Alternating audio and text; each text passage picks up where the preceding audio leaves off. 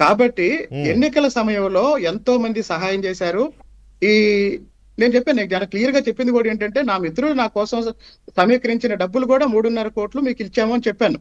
అవును. ఈ మొత్తం నేపథ్యంలో సో ఇప్పుడు చిన్ని గారి వాదన ఏంటంటే, నందిగామలోనైనా లేకపోతే తిరువూరులోనైనా లేకపోతే జగ్గైపేటలోనైనా ఇంకొక నియోజకవర్గంలోనైనా నేను డబ్బులు ఖర్చు పెట్టాను కాబట్టి అక్కడ రకరకాల వ్యాపారాలు చేసి, అంటే పేకాట ఆడిస్తాడు, ఇసుక మాఫియా నడుపుతాడు, ఆఖరికి తిరువూరులో పక్కనున్న భద్రాచలం నుంచి గంజాయి తెప్పించి ఇక్కడ ఒక బ్యాచ్ ఒక 10 మందితో గంజాయి బ్యాచ్ నడుపుతుంటే, నేను దాదాపు 2 నెలల క్రితం గంజాయి బ్యాచ్కి వ్యతిరేకంగా తిరువూరులో ర్యాలీ చేశాను. ఆ.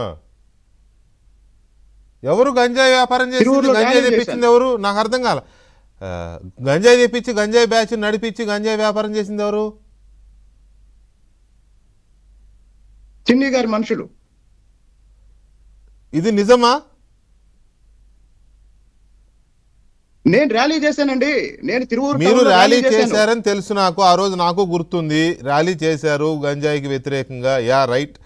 కానీ మీరు అంటున్నారు చిన్ని గారి మనుషులు అంటున్నారు. చిన్ని గారి మనుషులు అంటే చిన్ని గారికి తెలిసే జరిగిందా, చిన్ని గారు చేయించాడా, ఎవడో చేస్తే మీరు చిన్ని గారికి అంటగడుతున్నారా? That's what I'm asking clearly.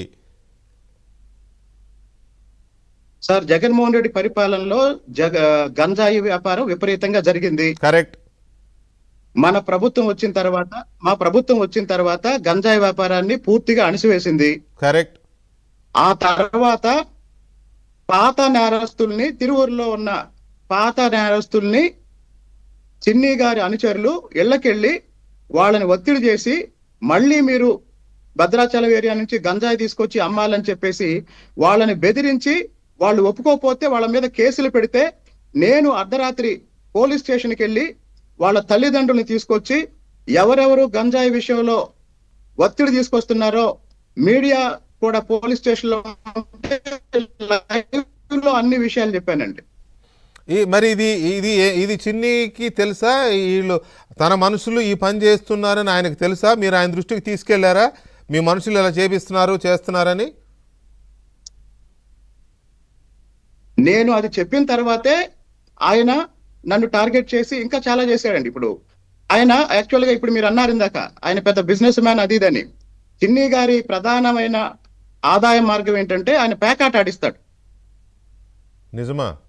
ఆయన ఢిల్లీలోను హైదరాబాద్ లోను పేకాట ఆడిస్తాడు. దాన్నే మా నియోజకవర్గంలో కూడా అమలు చేయాలని ప్రయత్నం చేస్తే నేను అడ్డుకున్నాను. శ్రీనివాసరావు గారు, మీరు చెప్తుంటే నాకు కొంచెం అది ఇది ఊహలకు అందనిది, ఎప్పుడు అనుకోనిది ఈ మాటలు. మరి ఎందుకంటే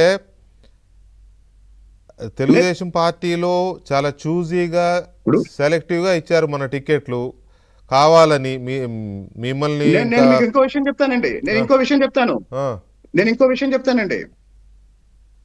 గుంటూరు కృష్ణా జిల్లాల నుంచి ఒక 400 మంది ఒకే సామాజిక వర్గానికి సంబంధించిన సాఫ్ట్వేర్ ఇంజనీర్లు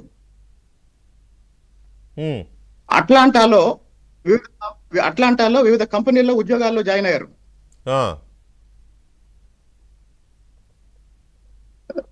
ఈయనకి ఒక కన్సల్టెన్సీ ఉంది, ఆ కన్సల్టెన్సీ ద్వారా జాయిన్ అయ్యారు. వాళ్ళ జీతాలు ఏమైనా అనేది నాకు కావాలి. అదేంటది? వాళ్ళ జీతాలు వాళ్ళకి ఇవ్వకుండా ఈయనకి ఇచ్చారా? నేను అదే అడుగుతున్నాను. వాళ్ళ జీతాలు ఏమైనా, వాళ్ళ తల్లిదండ్రులు ఎందుకు ఆందోళన చేస్తున్నారు? No give some clarity. మీరు